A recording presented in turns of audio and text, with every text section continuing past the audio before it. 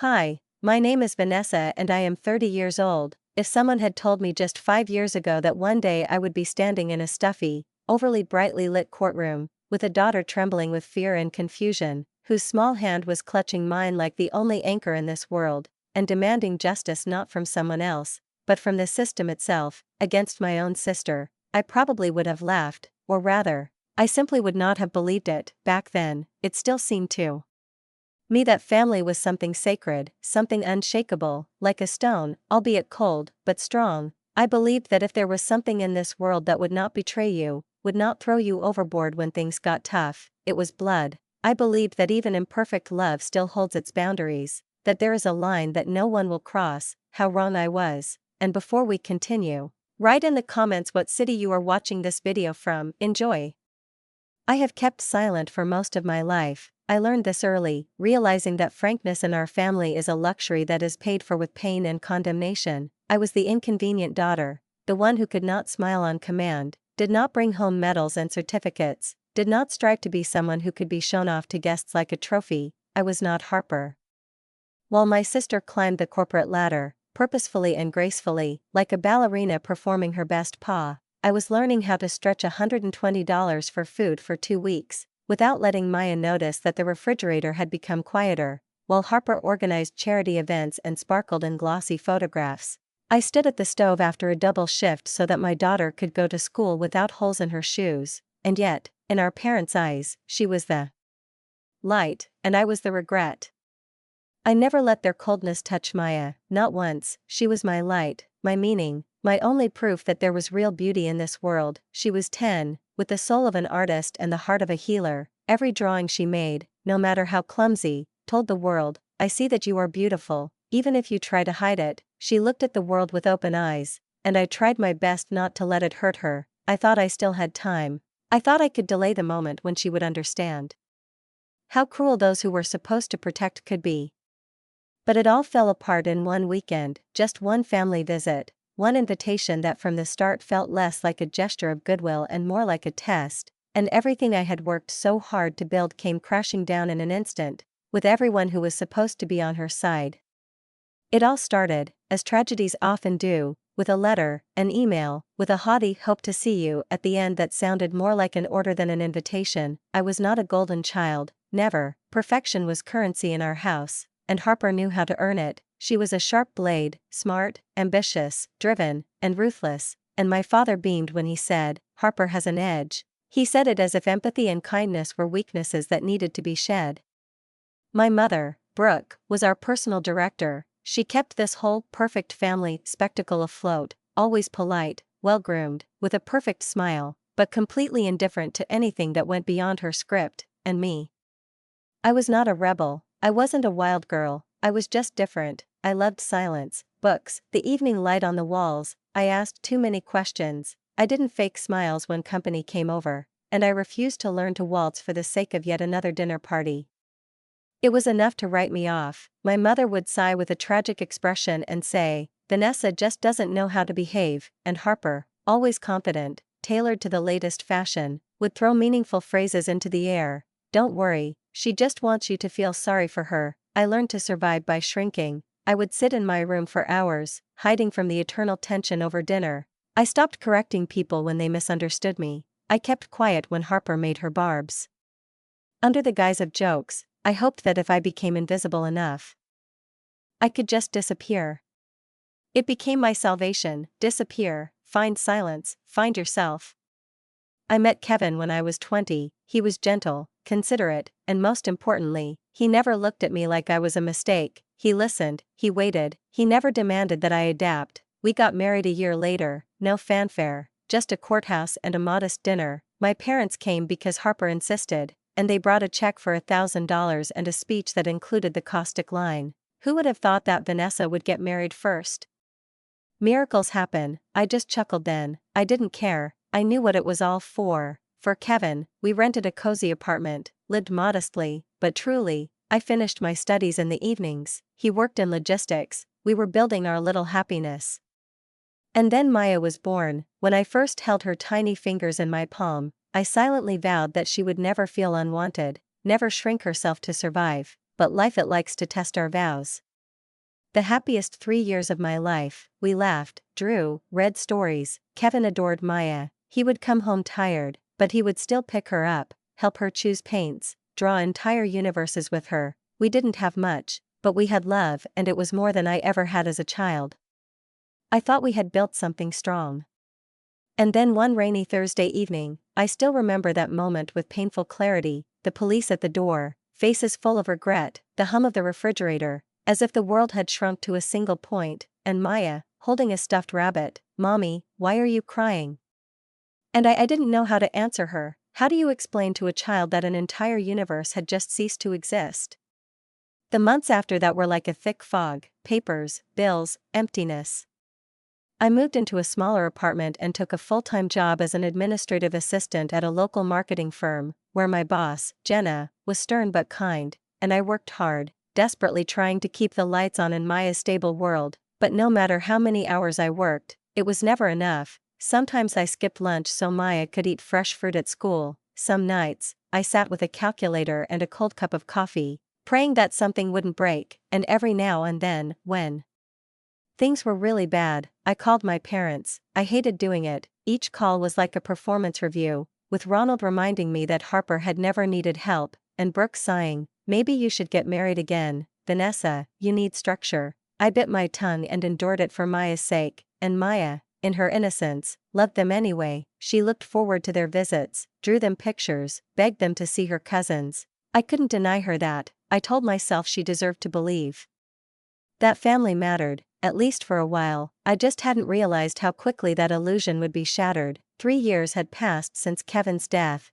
Maya had grown into a radiant 10-year-old with a gift for art and a spirit that refused to fade. She drew everything: sunsets, animals from her dreams, people she met at school. Our tiny apartment became her gallery. The refrigerator was covered in her crayon drawings. The hallway walls were lined with thrift store frames displaying her latest watercolor masterpieces. Her favorite saying when choosing a new color was, "This color is like how I felt at recess today," and it always made me smile, knowing that I was raising a child who wore her feelings on her sleeve. She had turned them into something beautiful. Life was still hard. My job at Madison Marketing barely covered the bills, but I made do. Jenna gave me the occasional overtime, and I was careful with every dollar. I sacrificed a lot, but Maya didn't notice. She simply saw love in the packed lunches and weekend craft shopping trips. Then one afternoon, Maya came running out to me waving a thick cream envelope. "Mom, we're invited to the lake house," she said, her eyes wide. "Grandma Gloria says the whole family is coming." I froze. Gloria, my grandmother, had written the invitation herself, her handwriting shaky but still so familiar. I hadn't been to the lake house in 3 years.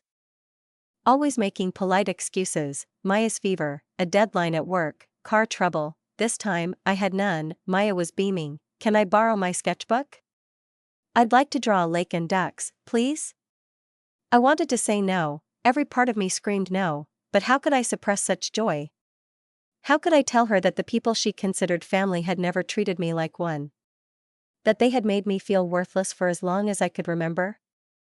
"I guess we're going to the lake," I said, forcing a smile. When I told Jenna, she looked at me with complete disbelief. "You're serious about going back there, Vanessa? They've never been good to you." "I know," I said quietly, "but Maya deserves to have faith in her family, even if I have to stand between her and the fire." Jenna didn't argue. She simply nodded and handed me a cooler from her trunk. 3 days, she said, "and if anything goes wrong, call me." I wished I'd listened to the part of me that was still shaking inside.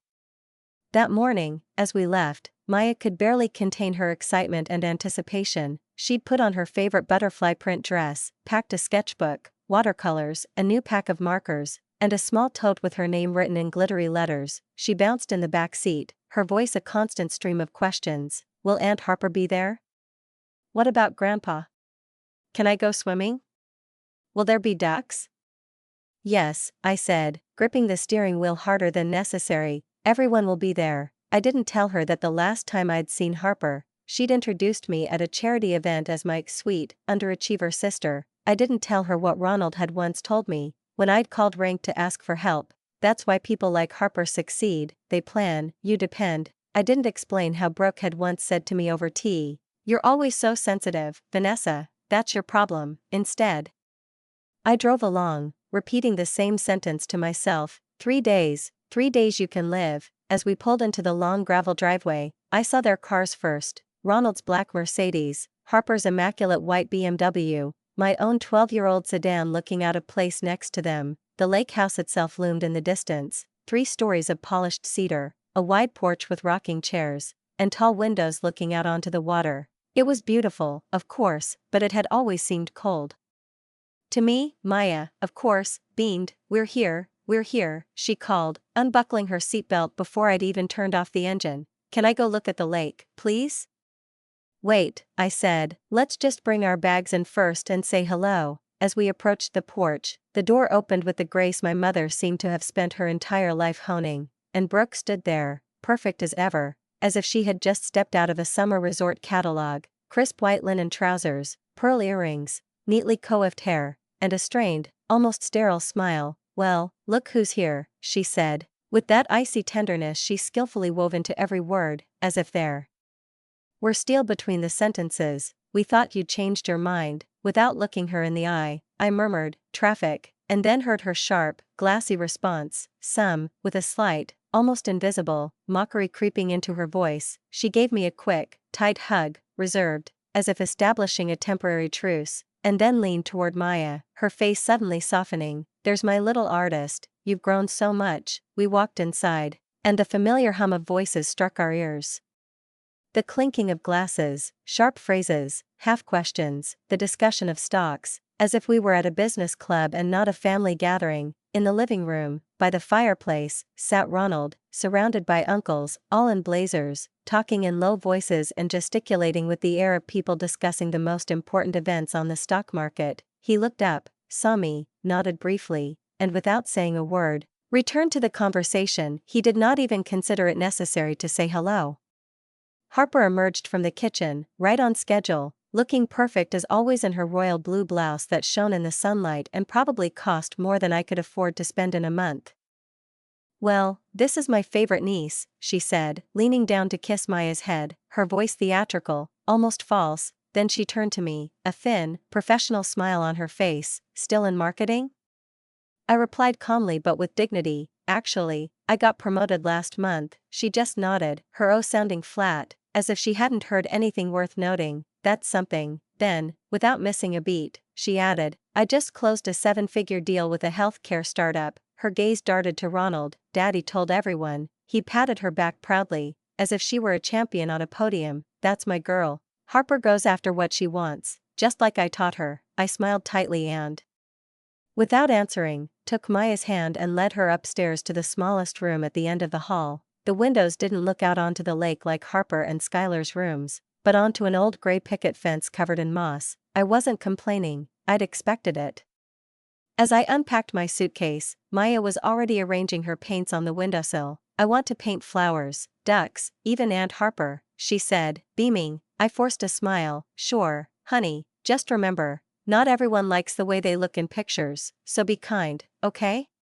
She nodded, tilting her head slightly. But I paint what I see. I leaned toward her and whispered, I know, that's what makes your art so special. That evening, we were all gathered around a long oak table in the large dining room, which was as gleaming and ornate as if it had been designed for the cover of a home decor magazine. Crystal glasses, flickering candles, neatly folded linen napkins, and windows that reflected the dark surface of the lake. But even this beauty couldn't hide the tension in the air, as if before a storm. As always, Harper was the center of attention, talking about market trends, her latest promotion, the youth leadership program she oversaw, and how she now had an office overlooking the river. Ronald and Brooke listened with that glow on their faces that I only saw in their eyes when I heard the name Harper. They nodded, they exclaimed, they asked clarifying questions. It was all a show, flawlessly staged, with no pauses or flaws, and every line returned again and again to Harper's accomplishments. I sat quietly, almost unnoticed, at the end of the table next to Maya, who was using someone else's pen to draw a tray of desserts on a napkin, her tongue hanging out, her brows drawn together in concentration. I felt Brooke's eyes on me, long and appraising. She leaned toward me and whispered, she seems very energetic. Are you sure she's not overexcited? I answered evenly, she's fine, she's just happy to be with her family. My mother nodded, but the quiet HM? slipped under her breath, as always, her way of showing that she didn't believe it but didn't want to spoil the picture. After dinner, the adults moved to the fireplace with glasses of wine and memories, acting out scenes from the past as if they were part of a play being performed just for them. I stayed in the kitchen, clearing away plates, trying not to make any noise, so as not to attract attention. My cousin Donna came up to me, still quiet, with a hesitant smile. Megan stood next to me. "You haven't been coping since Kevin came along," she said softly, as if making a diagnosis. "Our mailroom is hiring, not many, but steady." I forced a smile. "Thank you. I'm basically running a small project team right now." "She's been a good fit." Donna patted my hand lightly, as if to say, "God bless you," though she said no more, but I sensed she meant well. And yet, yes, stability is important, especially for single mothers. Later, as I put Maya to bed, she seemed quieter than usual, focused, and somehow tense. I brushed the hair out of her face. "What are you thinking about, honey?" She looked up at me with her big eyes. "Cousin Skylar said I was weird because I drew people, and Aunt Harper said girls shouldn't take up too much space." I gritted my teeth, but my voice remained soft. "Your drawings are beautiful, Maya, you are beautiful, and don't ever let anyone make you feel less than you are." She nodded, but her eyes lingered on the sketchbook. "Grandpa said you were loud when you were little. That's why you got into trouble." I kissed her forehead. "Even grandparents make mistakes sometimes." That night, I couldn't sleep. I lay in the dark, listening to the laughter coming from the terrace, Harper's voice, clear and strained and familiar. I went outside to get some air and realized how fragile my illusion of peace had been. I thought I could last 3 days, but deep down, I knew I shouldn't have come. The morning came, golden and gentle, as if the sun itself had decided to give me a break. Maya was already up, wearing a yellow dress with blue butterflies, her hair pulled back neatly into a ponytail. She was putting her sketchbook, markers, brushes, all her treasures, into her bag. "Uncle Derek said there would be waffles," she said, beaming. "Can I bring my art supplies downstairs?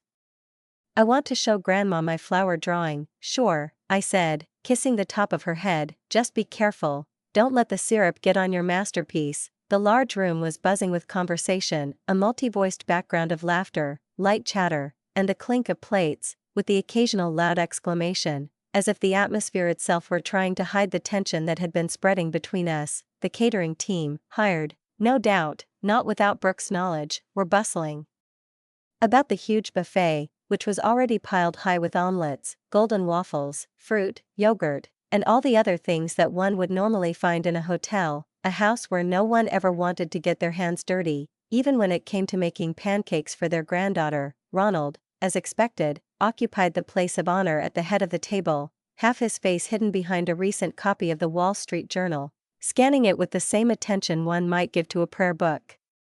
And Harper, always in the right place at the right time, sat by the windows, talking enthusiastically about investment properties in the Napa Valley, as if the breakfast was not family but potential investors. "Good morning," I whispered, stepping carefully into the room, not wanting to disrupt any of the elaborate rituals. "Coffee at the—" I began, cutting myself off. "By the window," Brooke said, not looking up from her plate, as if her glance was too valuable to be given for free. Maya darted toward the kids' table in the corner, where her cousins were already tucking into strawberry waffles and arguing over whose portion was better. I poured myself a cup of coffee, gripping it tightly with my fingers as if it might lend me some stability, and spotted Derek tweaking something against the wall. "Black wires, speakers, a laptop, still recording?"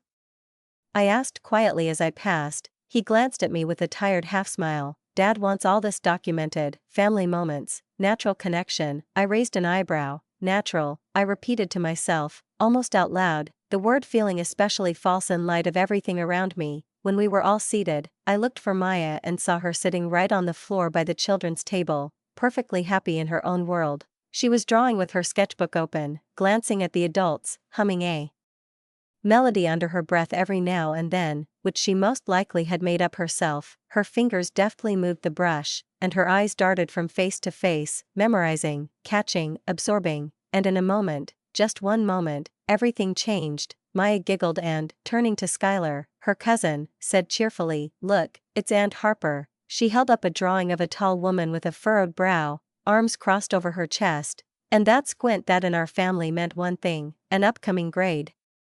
She always looks like that when she says, use your inner voice, even at that moment, when the room was relatively quiet, children's laughter rang out ringing, sincere, liberating, some of the children squealed with delight, some clapped their hands, it really was similar, exactly. Across the room, Harper turned instantly, her face sharpening. What's going on here? She asked, with that icy calm that hid a storm. Maya, still unaware that she had crossed an invisible line, held out the drawing. I made this for you, Aunt Harper. You're serious? Harper walked quickly over, snatched the drawing, and stared at it as if it could speak, and even if it couldn't, everything about it was so clear, the stern gaze, the hard lines, the tension, the resemblance was impossible to ignore, and around them, as happens in such situations, there were already suppressed giggles, whispers, half-smiles, and then Harper exploded. This isn't funny, she snapped, holding the drawing up. Is this what you're teaching your daughter, Vanessa? To bully her elders? I stood up, slowly, as if my legs resisted the movement. She didn't mean anything by it. She draws what she sees, what she feels. It's not a mockery. Harper's face darkened, her eyes narrowed, her voice turned venomous. You need to learn some respect, she hissed and stepped closer to Maya. Maya's smile disappeared. I didn't mean to be rude. Her voice shook, as did her hands. I took a step forward, opened my mouth to stop it, but I didn't have time. Harper lunged forward, grabbed Maya by the hair, lifted her off the floor in one sharp movement and threw her hard against the parquet. One blow, two, the room froze, someone wheezed, someone's muffled cry, all sound disappeared. Maya screamed, her body curled into a ball. Markers scattered across the floor, the sketchbook squeezed under her side. I ran. Grabbed her, hugged her tighter than ever. I'm here, baby, I'm here, I whispered, kissing the top of her head. She was sobbing, choking on her tears. She hit me, and then, she left me. My heart was screaming, my hands were shaking, my face was burning. I looked at Harper, at her heavy breathing, and my voice shook with rage. What's wrong with you?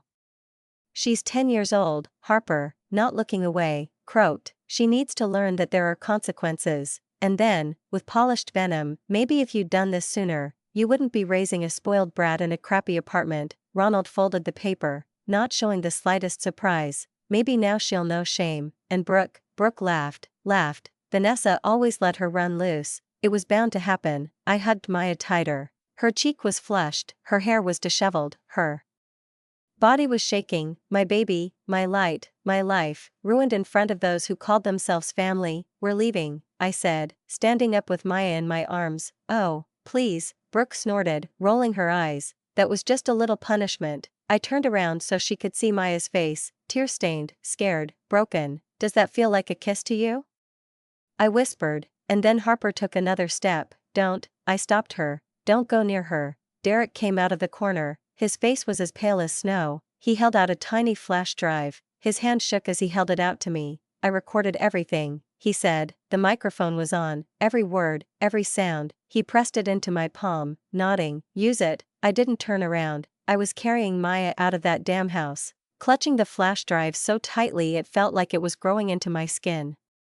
Her small body was shaking in my arms, tears streaming down her cheek, soaking the collar of my shirt. Every step toward the car was a step away from the grave I'd let myself be pushed into for too long. Maya barely spoke. She just held my hand, whispering through her sobs, I didn't mean to be bad, and that was the worst, that shattered me. You weren't bad, I said, carefully buckling her seatbelt. You were brave. I slammed the door, got behind the wheel, and drove away like the house was burning behind me, and in a way, it was, not fire, but decay, rot, poison, all the stuff that had been building beneath the shiny surfaces of this family. They didn't just hurt her, they tried to silence her, just like they'd tried to silence me. Jenna lived 40 minutes away, and it was the longest 40 minutes of my life. Maya stared out the window, clutching her crooked sketchbook like it was a shield. I kept one eye on the road, the other on her reflection, silently praying that I'd live long enough to get her out of there forever.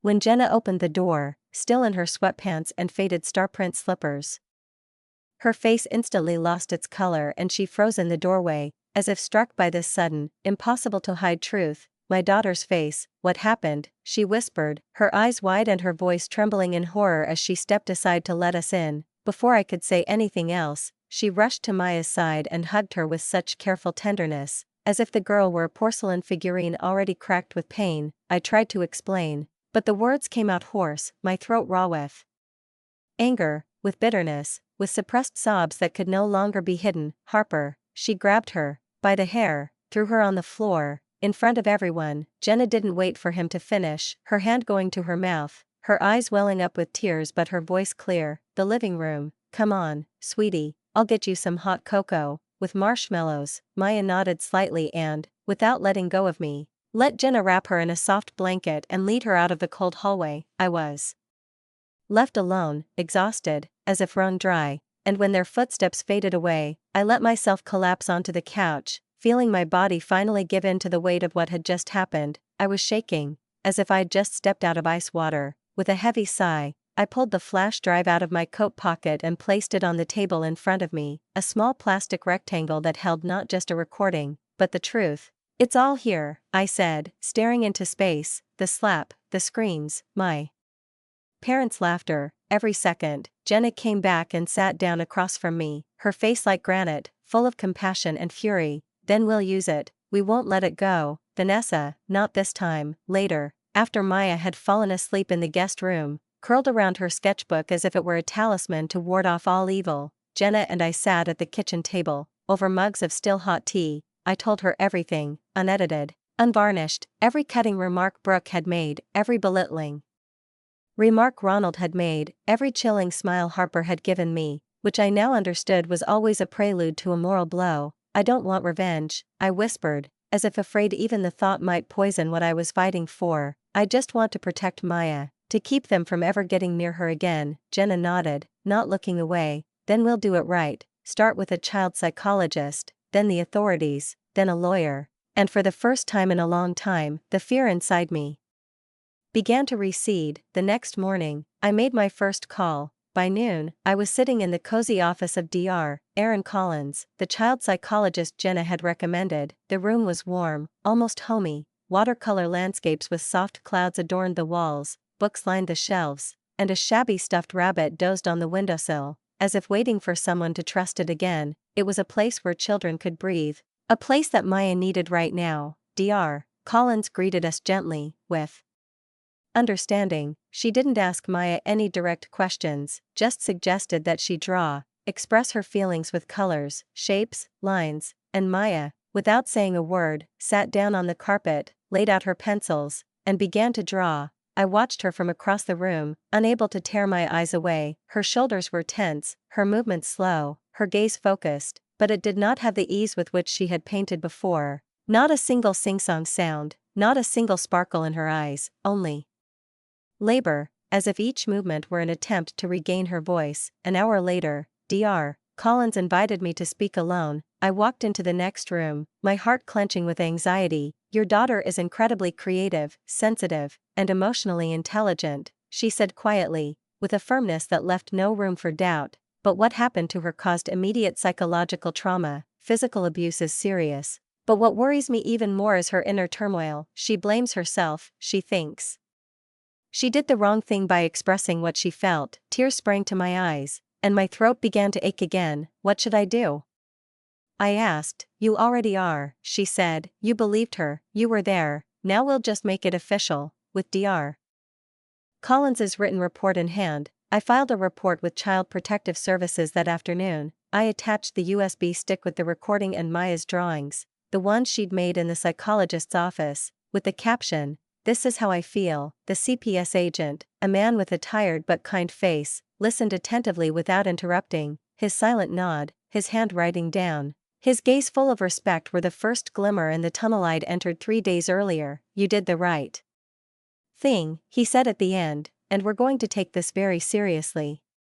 Later, at the office of Edward Harper, the lawyer Jenna had put me in touch with, I laid it all out. He reviewed the tapes, listened to my story, studied the medical reports. This is a strong case, he said, clasping his fingers together. You have everything: audio evidence, psychological testimony, written statements, the behavior of the family, especially the parents, demonstrates not just indifference, but systemic emotional insecurity. I shook my head. I don't want money. I don't want a big trial. I just want Maya to be safe, and for Harper to understand that this wasn't punishment, this was abuse. He nodded. Then the first thing we do is protect your daughter. We're filing a motion for an emergency restraining order today. That night, I put Maya to bed at Jenna's house. She clung to me more tightly than usual, her voice thinner than the wind. Are they coming here? She asked. I brushed a strand of hair from her forehead and said as firmly as I could, no, they're not allowed near you anymore. You're safe now.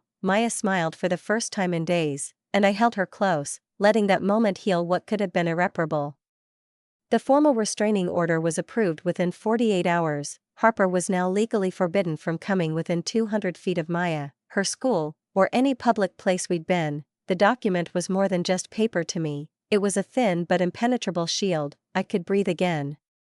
But the silence didn't last. Just a few hours after the legal papers were delivered to my parents' house, my phone vibrated. It was Brooke. I stared at the screen until the ringing stopped, then it started again, and again. The third time, I answered, not out of curiosity, but out of a sense of direct challenge. Her voice was icy, dry, without a hint of motherliness. How dare you go so far, she hissed. Are you really trying to destroy a family over a childhood misunderstanding?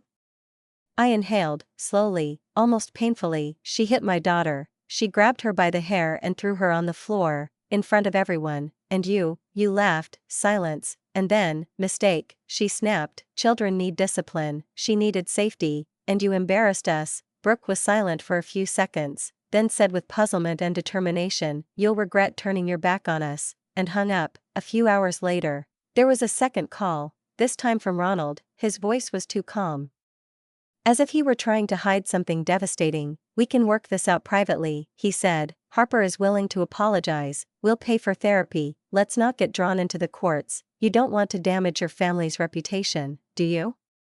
But my voice didn't waver. You stood by and watched your granddaughter get attacked, and then you justified it. There's no us anymore. The news spread quickly. The extended family began to whisper. Ronald's business circle began to ask questions. Harper's image as a successful executive and a flawless leader was in tatters. Her company's board asked her to take a leave of absence. Her appearance at a women's summit was cancelled, and clients began to back out of deals. Edward filed for a long-term protective order, including the recording, Dr. Collins's evaluation, the prosecutor's report, and my affidavit in his evidence. This wasn't retaliation, it was consequence. Back at Jenna's house, Maya slowly began to heal. Her laughter would return in short bursts. She would pick up her paintbrushes again, and at first she would paint only flowers or skies, avoiding images of people. It was okay. Her light was coming back, and I was there, building a new world where her art could grow, and where she was never afraid to be herself.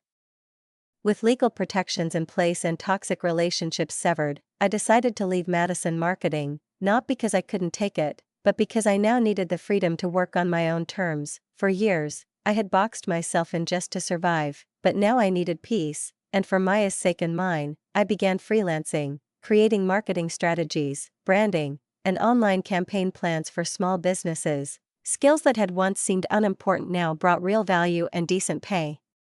Meanwhile, Maya blossomed. We moved into a sunny apartment with a small balcony that overlooked a community garden in the morning. I let her paint the walls. Within a week, one wall was a forest of flowers, another a watercolor sky. Every dawn, she woke up wanting to create. One evening, while folding laundry, I noticed her new drawing on the table. 3 figures, Maya, me, and Jenna, and a man standing off to the side, smiling softly, holding a device. That's Uncle Derek, Maya said, noticing my gaze. Because he helped save the day, I was speechless, only tears. A few days later, Jenna came in with brightly colored flyers and said, there's a children's art exhibit next month, and clicked on the page and showed it to me. I think Maya should come in, and though I hesitated, what if it was too early? Maya heard us from the hallway and ran in with a notebook. Can I please? I want to draw the truth. Jenna and I exchanged glances, and I nodded, yes, baby, you can, and so she did. Every evening for the next month, I created on the balcony, listening to music, feeling the wind, asking questions about light, shadows, the movement of a video image. While I sat nearby, working on my laptop and silently watching her strength grow stroke by stroke. On the eve of the exhibit, she presented her latest painting for the first time, and it took my breath away. The canvas showed a gathering of people at a long table, a girl standing in the center, holding a drawing, surrounded by blurry figures, some laughing, some frowning, one woman reaching out to her in anger. In the foreground, another woman kneeling with her arms outstretched, her eyes full of love. The girl's face expressed fear, courage, grief, and hope. I just stood there, not saying a word, and Maya said quietly, "That day I learned that being brave sometimes means saying enough." The day of the exhibition arrived, clear skies and a gentle breeze, as if the world itself had stopped to honor the moment. She wore a pale yellow dress and a blue ribbon in her hair. She carried the painting like a treasure, and the room was simple but warm, filled with works by children, proud parents, and visitors, and the sound of classical music rang out overhead. Maya's painting was hanging in the front row, and once we had it set up and labeled, she stepped back and took a deep breath. Done. People came in at first, then lingered. A small crowd gathered around Maya as she began explaining her work to anyone who came up, how colors reflected confusion, how open arms meant safety, how art could speak truth when words couldn't. One woman, tears in her eyes, lightly touched her arm and said, "Your painting is like something I've experienced." Then a local reporter approached her with a microphone and invited her to participate in a segment about the community. Maya's eyes widened. "This is your story," I said. "This is your choice." She nodded. When the camera rolled, she stood next to her painting and quietly said, "This is about what happened to me and my mother. Sometimes people hurt, even the ones who say I love you, but we've pulled ahead, and now we're painting instead." There wasn't a dry eye in the room. Later that day, a judge for the show, a well-known children's book illustrator, came over and handed Maya a business card. "If you want to work on a real project, reach out. Your art isn't just craftsmanship, it tells stories, important stories." Maya held the card up like a gold medal. "Can you really do that?" she asked me that evening, and as I looked at her in the rearview mirror, I saw her sitting up straight, smiling to herself. A radiant light of hope. "You're already doing it," I said.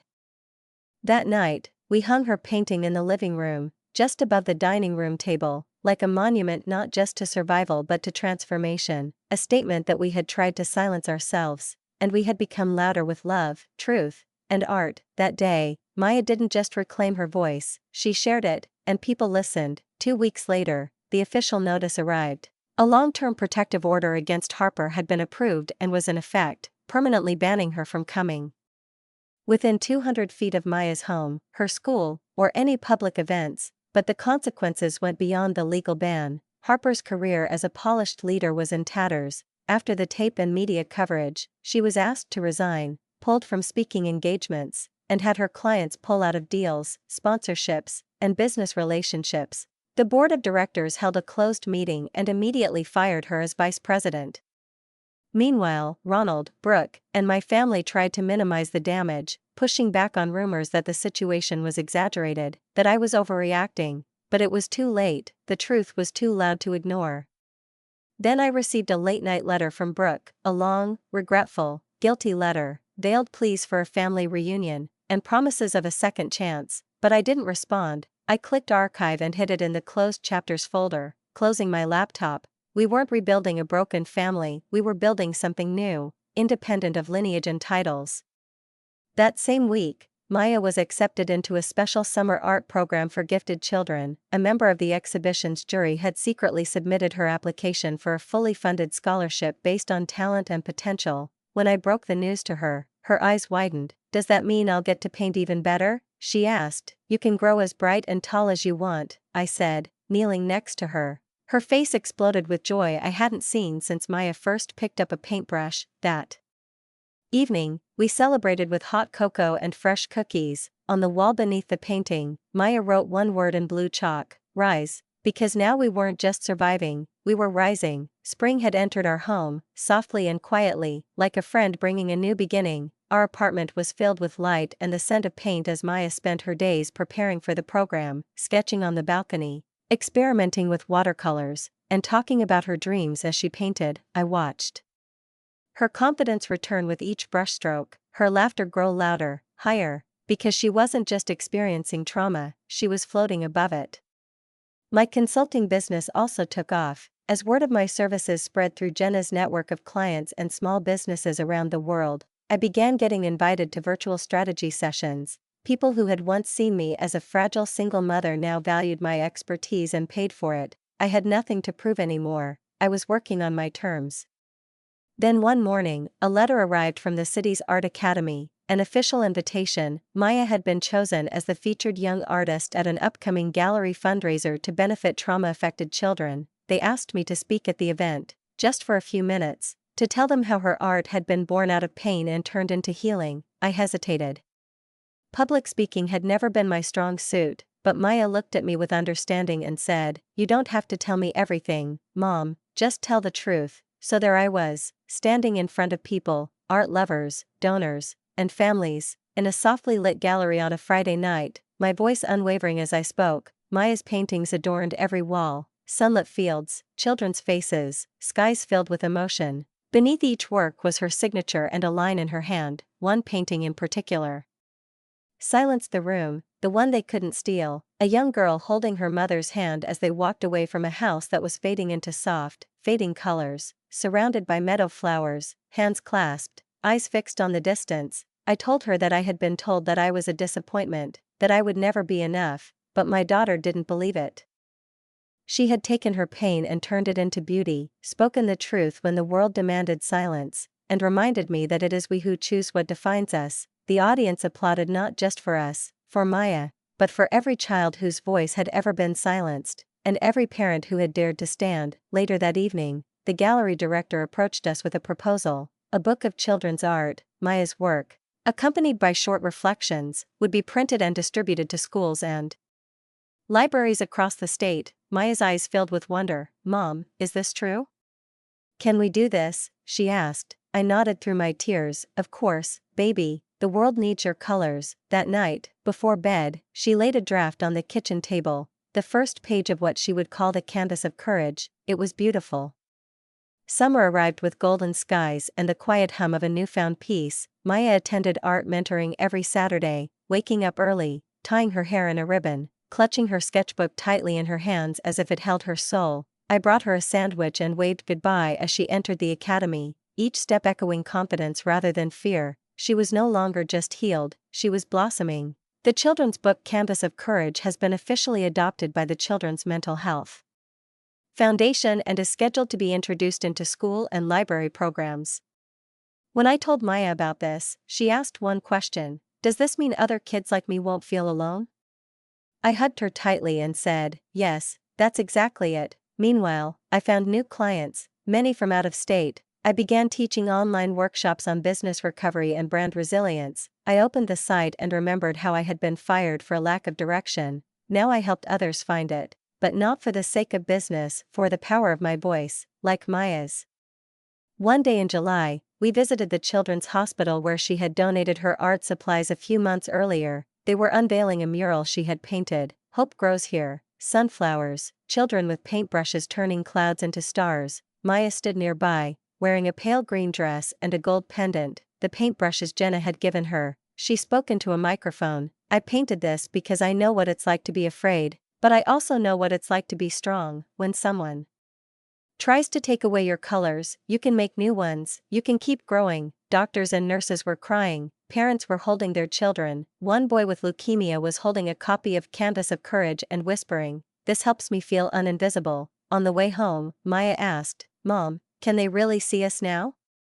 I looked at her in the rearview mirror and said, "They don't just see us, they'll never forget." It was true. A few weeks later, I received a certified letter from Ronald and Brooks's attorney, a final attempt at reconciliation, a legacy, diplomatic words disguised as sincerity. I didn't even finish reading it. I filed it in my closed chapters folder, next to the letter I'd written them but never sent. That letter had read, "You didn't break me, you ignored me, you humiliated me, and you hurt my child." You laughed when she cried, but we walked away, and in doing so, we found things you will never understand: freedom, joy, truth, and love. We don't need your name, we've created our own. It was our final chapter. From that moment, a new one began, not about pain, but about the love we had chosen to cultivate. A few days later, Maya painted another picture, a solitary sunflower rising in the rain. with gold letters underneath, "Rise and keep rising," and then I realized what I knew.